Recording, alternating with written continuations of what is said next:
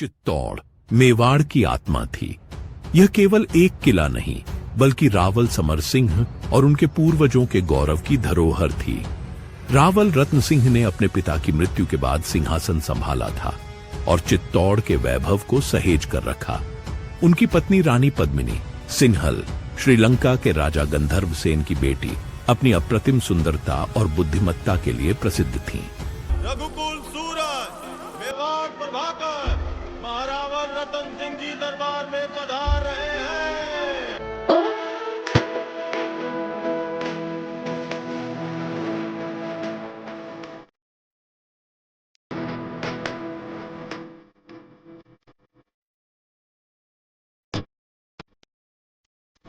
बोलो महारानी पद्मावती की, महारावल रतन सिंह की, महारानी पद्मावती की, महारावल रतन सिंह की। जब सारा चित्तौड़ रानी पद्मावती की जय जयकार से गूंज रहा था, दिल्ली में खिलजी हुकूमत की शुरुआत हो चुकी थी।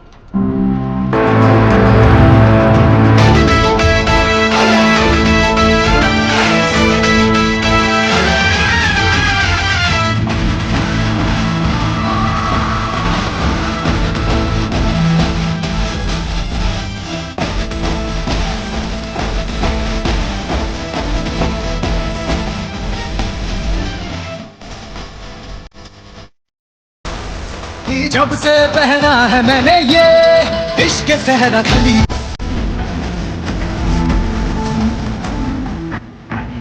चित्तौड़ की गाथा में राघव चेतन का नाम एक काले अध्याय के रूप में आता है। वह एक संगीतकार था, परंतु उसकी कुटिलता ने उसे भटकाव की राह पर डाल दिया।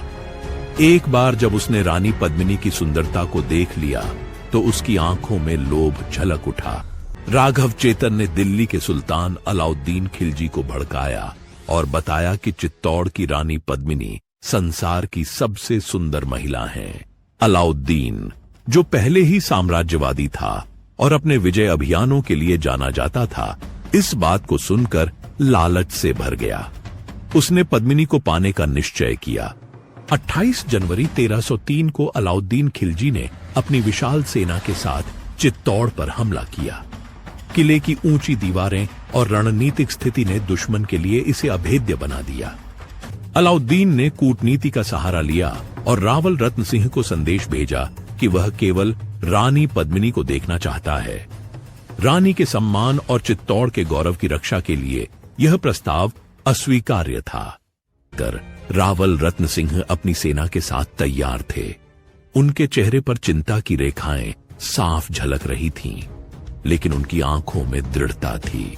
सुबह से शाम हो गई रावल जी। हमारे ख्याल से इस खेल में भी चित्तौड़ और दिल्ली को सुलह कर जाने से पहले अपने खानदान से तो मिला दीजिए। सभी से तो मिला दिया आपको, यही तो है हमारा परिवार। नहीं, ये तो है ही। हमारा मतलब था चित्तौड़ की शान रानी पद्मावती। क्या क्या हुआ? क्या हमने कोई नावाजिब गुजारिश कर? घनी ओछी बात कर दी तूने। चित्तौड़ में हम अतिथि को भगवान मानते हैं, वरना तेरा सर धड़ से अलग होता इस वक्त। लेकिन मंत्रियों की सलाह और रणनीति के तहत यह तय हुआ कि पद्मिनी का प्रतिबिंब जल में दिखाकर सुल्तान की मांग पूरी की जाएगी। जब अलाउद्दीन ने पद्मिनी का प्रतिबिंब देखा तो वह और भी अधिक लोभ से भर गया। उसने रावल रत्न सिंह को छल से बंदी बना लिया और शर्त रखी कि यदि पद्मिनी उसे सौंप दी जाए तो वह रत्न सिंह को रिहा कर देगा। चित्तौड़ की रानी ने अपनी बुद्धिमत्ता से योजना बनाई। उन्होंने अलाउद्दीन को संदेश भेजा कि वह रत्न सिंह की रिहाई के बाद स्वयं सुल्तान के पास आएंगी। स्वाभिमान क्षत्रिय की सबसे बड़ी लड़ाई है। इसकी रक्षा के लिए हमने सदियों से रक्त की नदियां बहाई है। अगर माता पद्मावती के सम्मान में मुझे अपना शीश कटवाने या काटने का अवसर मिलता है तो मैं अपने आप को भाग्य का किरदार से भी परवल समझूंगा। जय मां भवानी, जय राजपुताना। रानी ने गौरा और बादल के नेतृत्व में एक सेना भेजी। गौरा, जो रानी के चाचा थे, और बादल, जो उनके भाई समान थे, अपनी जान पर खेलकर रावल रत्न सिंह को छुड़ाने गए।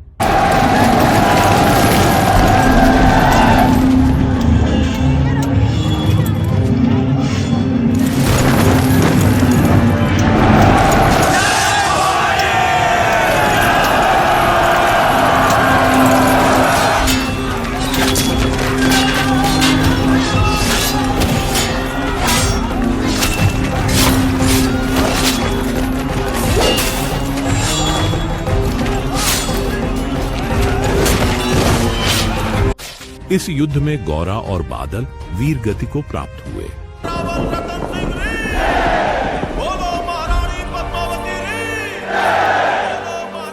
हमारे लिए नहीं, वीर योद्धाओं के लिए होनी चाहिए जिन्होंने मेवाड़ के लिए अपने सर गंवाए, हमारी जान बचाने के लिए जिन्होंने अपने प्राणों का बलिदान दिया। जब तक चित्तौड़ रहेगा, गोरा बादल का नाम गूंजता रहेगा। बोलो मेवाड़ के सेनापति गोरा सिंह जी रे, बोलो मेवाड़ के वीर बादल सिंह जी रे।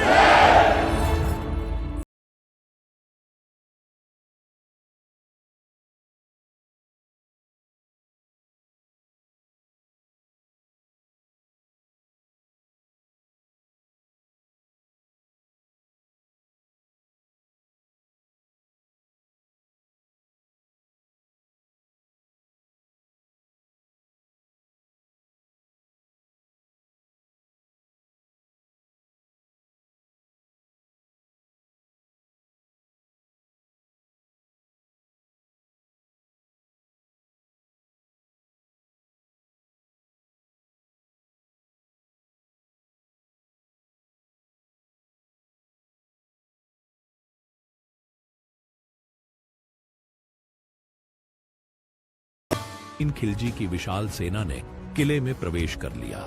रावल रत्न सिंह ने अपनी बची खुची सेना के साथ अंतिम युद्ध किया। मेवाड़ के हर योद्धा ने वीरता से लड़ते हुए अपने प्राण न्यौछावर कर दिए।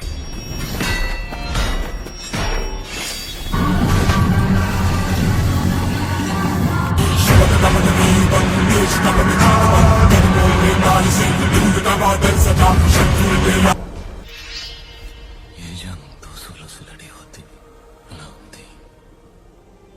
जंग का एक ही उसूल है रावल, जीत। इस हार को स्वीकारने के बजाय रानी पद्मिनी ने जौहर का निर्णय लिया। दुर्ग के भीतर एक विशाल अग्निकुंड तैयार किया गया। रानी पद्मिनी और चित्तौड़ की अन्य महिलाओं ने उस अग्निकुंड में कूदकर अपनी आबरू की रक्षा की। जिस अग्नि को साक्षी मानकर साथ जीने और मरने का वचन लिया था, उसी पवित्र अग्नि को हम फिर जलाएंगे। सौंप देंगे अपने आप को सामने, साथ मिलकर जौहर करेंगे। हमारे शरीर को पाने की लालसा रखने वाले शत्रु के हाथ हमारी परछाई तक नहीं लगेगी। यह शरीर राख हो जाएगा पर अमर रहेगी राजपूती शान, हमारे उसूल, हमारा स्वाभिमान। और ये ही अलाउद्दीन रे जीवन री सबसे बड़ी हार होगी।